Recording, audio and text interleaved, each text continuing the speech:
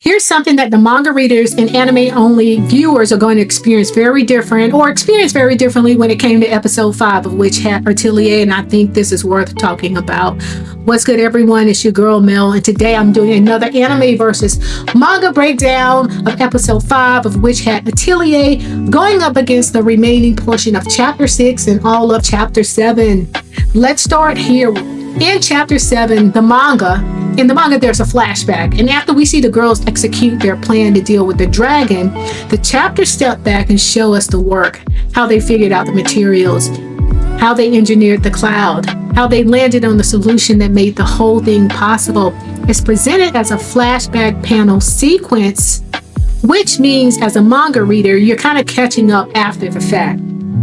The anime took those panels and placed them exactly where they belong chronically, in sequence as the story plays out in real time. So if you're watching episode 5 and you've never read the manga, you have no idea that what you're watching was originally a flashback panel. It just flows. It plays as one continuous piece of storytelling. And again, that's good adaptation. The information lands more naturally. The viewer stays in the moment. Nothing is lost. And honestly, the sequence gains something in the process. Now, here's what the sequence actually reveals. And this is the analytical piece that I want you to kind of understand and embrace. Whether you read it as a flashback or watch it play out in real time, the content tells you the same thing. There was no version of this solution that works out without all 4 of these girls. And I think I said that in the previous video, when some of the comments that were being made on social media was that, well, the other girls didn't have to follow them. And I said, it's going to take nothing less than all 4 of those girls to work out a solution to get out of the labyrinth. Think about how this is actually coming together, how this actually comes together. The idea belongs to Coco, a plan built not on power, but on empathy. She remembered that the dragon slammed head first into a pillar while chasing them. She kind of felt bad for the dragon, and that feeling is what drove her toward a gentler solution instead of a fight they were not equipped to win, right? But Coco's idea only works because of Tedia. The cloud spell that becomes the foundation of the whole plan is Tedia's original creation, something she built from a childhood dream of napping on a cloud in the sky. What's better than your childhood dream coming to life? That spell had never made anyone happy before this moment, and now it's the thing that saves all 4 of them. Let's look at a god. A god is the one who makes it structurally sound. She pushes back at first. That's a god.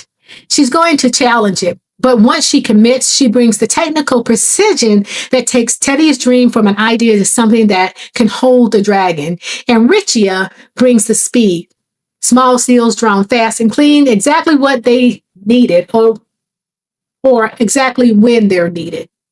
And then there's the piece that ties it together. While the other 3 are working through the problem, Coco is sitting back watching. Right? She has an opportunity to watch these girls work to see how they execute, right? She was told to kind of step back, stay out of it. And that's what she does. But she uses that time to watch and to practice her Powerball seals, right? She feels the flow around her with repetition drills on the Powerball seal over and over until she gets it. And when a god sees that pile of practice sheets, the answer clicks. Repetition. A sign of repetition added to the spell design means the cloud holds its shape no matter what the dragon does to it. Coco didn't design the solution, but her persistence is what produced it. That's not a coincidence. That's the story showing you very deliberately that every single one of these girls has a role. Remove any one of them and this does not work. Now, while all of this is happening on one side of that portal or in the labyrinth piece, Qifrey is working on the other side, and the anime does something real here. It communicates that these two things are happening at the same time. This is not a sequence of events. This is a parallel action. Qifrey in the alley, the girls in the labyrinth simultaneously. And when Qifrey arrives, when he actually deploys his magic in that moment, you understand exactly who he is once again. The control, the precision, the power behind what he does. The anime captures that through sound, through the visual weight of the spell activating, through the way everything responds when he steps in. The master has entered the room and you feel it. But that moment that lingers, the one that matters for everything that comes after, is the mask figure. Yes, the brim cap. When Coco is unconscious, it is not Qifrey who gets to her first. The brim cap is already there holding her. And what he says, even to someone who cannot hear him, is that he has been waiting a very long time for his seed to sprout. Once again, we hear that statement from the brimmed cap. He tells her he will teach her things Qifrey cannot.